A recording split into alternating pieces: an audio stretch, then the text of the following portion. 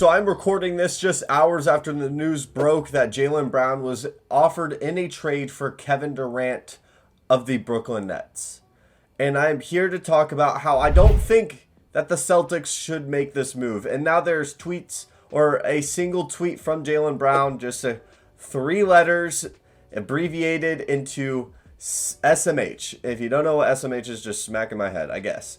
But this is not a good look for the Celtics. I understand that they have been a franchise, especially during the Danny Ainge era, where they were stocking up draft capital, and they were not a team that made the big splashy move. They did not make the trade for Anthony Davis. They did not make the trade for Kawhi Leonard when those guys were available at their respective teams. And the Celtics now seem like a team that is more likely to make that move. But I want to push the brakes a little bit. I understand Kevin Durant is still a top 3 player in the NBA. He is a freakish talent. But I want to try to reason with me for a second. And I think that the timing is very odd that Jaylen Brown is now going to be offered into this package. Because when we look at this logistically, Kevin Durant does not fit this timeline whatsoever, unless you want to look at potentially a guy like Al Horford, who is obviously much older. And I understand Jason Tatum is just now entering his prime. And the problem I have is, for many years when we were trying to trade potentially either Jaylen Brown or Jason Tatum into these mock trades, most of the time it was because we didn't believe that they could reach the finals. We didn't think that they had the manpower or the chemistry or the ability to play off of one of each other to make it into an NBA Finals.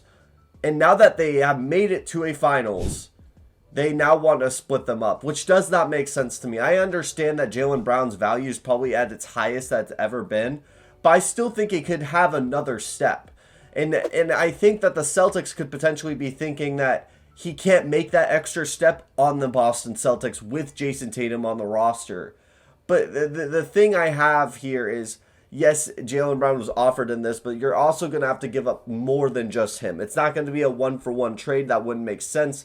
Also, the draft capital doesn't have as much value because at the end of the day, this Boston Celtics team is going to be competitive no matter what. So the draft capital is just going to try to make the Nets feel a little bit better about their future moving forward, because it seems like Kyrie is most likely going to get moved off onto the Lakers. So it's trying to make the Nets' future look a lot better. And Ben Simmons, Jaylen Brown, and whatever they get back from the Russell Westbrook Kyrie thing, I don't know, man. It feels weird. Because unless Jaylen Brown is disgruntled, which it didn't seem like he was until they had made this offer. And I could talk about the Nets side of things, but there's too many variables on their end where there's a bunch of players that could potentially be moved off of there, almost treating it as if those guys are not going to be moved off of at all. So I'm waiting on the Nets side to talk about them. But on the Boston Celtics side of thing, I think that they're going to have to give up a little bit more of their depth other than Jaylen Brown. And there's rumors that Marcus Smart would have to be in the deal. So you're giving up a Defensive Player of the Year, your anchor guy, your grit and grind player that has been there through everything. You're giving up your second star player who is playing better than your first star in the NBA Finals. And everything had finally clicked.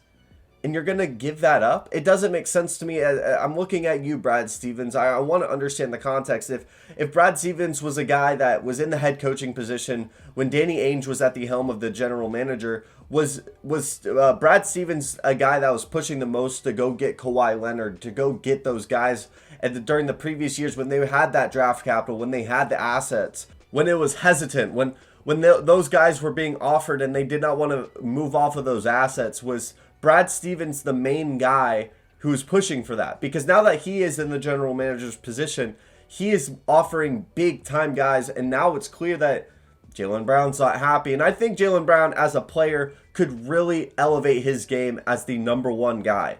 And I think it would be great for him to be on his own team. But when I'm looking from the perspective of the Boston Celtics and them wanting to reach the finals again, I understand they ran into a buzzsaw of a dynasty.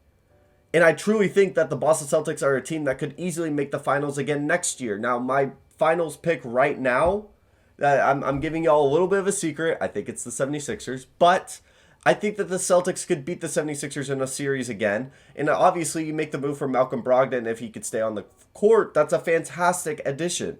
You only got better this offseason. I feel like adding Kevin Durant, a 35-year-old on this roster, a guy that's going to demand the ball, a guy that's going to want to be the number one guy on this team. He does not bring the defensive versatility that Jaylen Brown did. Now, and I don't think that you get the offensive upside with Jaylen Brown as you do with Kevin Durant, because Kevin Durant is arguably the greatest scorer of all time. But I don't think that was the issue with this team. I think it was playmaking, and honestly, they weren't as disciplined as before. And it could have been because they were in that moment.